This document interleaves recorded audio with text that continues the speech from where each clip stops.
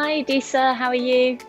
Great, Bryony. How are you? Yeah, very well. Thank you so much for taking the time to participate in today's episode of Toolbox Talks. Do you think you could start off by telling me a little bit about your company and your role and responsibilities there, please?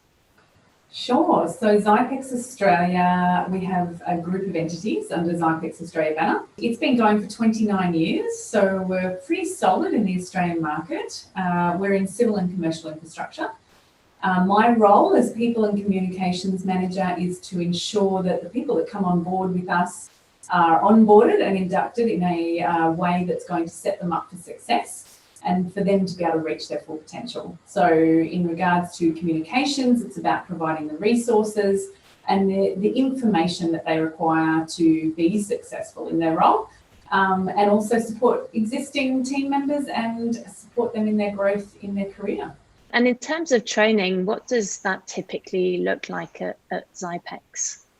Yeah, so we've evolved a lot in that space of training as such. So we really take a blended, holistic approach to training and supporting our people through coaching and mentoring, having resources available, and also ensuring that they're going to learn a lot, immersing themselves in their role. And we also take into consideration that people bring skills and knowledge with them and experience.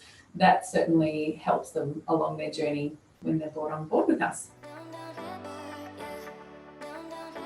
So microlearning is changing a lot for us this year. We were using an existing platform that for the last 5 years had achieved the outcomes we were looking for. And then we were realising that there was a bit of a stagnant complacency around e-learning and what we were offering. It just didn't offer that engagement we were looking for. So we wanted to dive into microlearning a lot more through the use of videos and incorporating videos with some strong messaging that was consistent, and also an opportunity for people to have information available to them in a really easy way. And I suppose that's where EdApp came on board and came in front of me very incidentally through LinkedIn, I suppose, and I jumped in and explored a little further. So for us, the key factors that we were wanting to achieve was flexibility and accessibility. So everyone in our organisation has a phone, and what we wanted to do is to be able to put learning in people's hands and to have the flexibility around when they accessed it and how they accessed it. So those two outcomes were probably our biggest drivers. I think the flexibility that EdApp offers in the way that the courses are small, they're take 10 minutes maximum to complete. There's a couple of videos in there. So I suppose the engagement factor is certainly there. We've built about 5 or 6 courses already with about 6 or 7 lessons in some of them, and some only have a couple of lessons. So I think the engagement factor is that people don't have to do everything at once. They can jump in and do a little piece on their phone and then jump back out. They can do that on their laptop if they need to, in between different tasks that they're doing, and also jump into things that are relevant for them right now.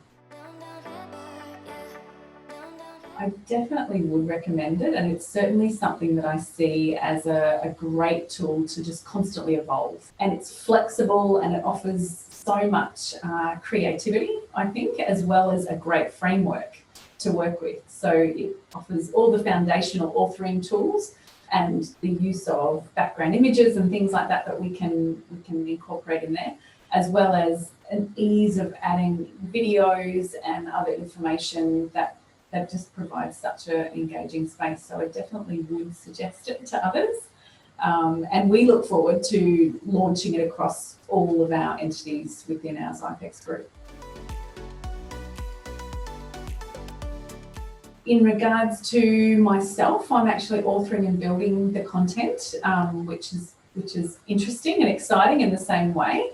So building that, it's about adding as much flair and creativity that you possibly can think of, and adding characterization in there. If it's somebody jumping in for a team member, a new team member coming into our business, I ask them to explore it in the same sort of way, I suppose. What is the information that they feel they need to grab first? we certainly have our WHS induction as one of our first courses that we would like them to do as a mandatory course, but the rest is around the flexibility. So whether you're authoring or whether you're diving in as a user, I think either way it provides a lot more opportunity for creativity and flexibility around how we access the information.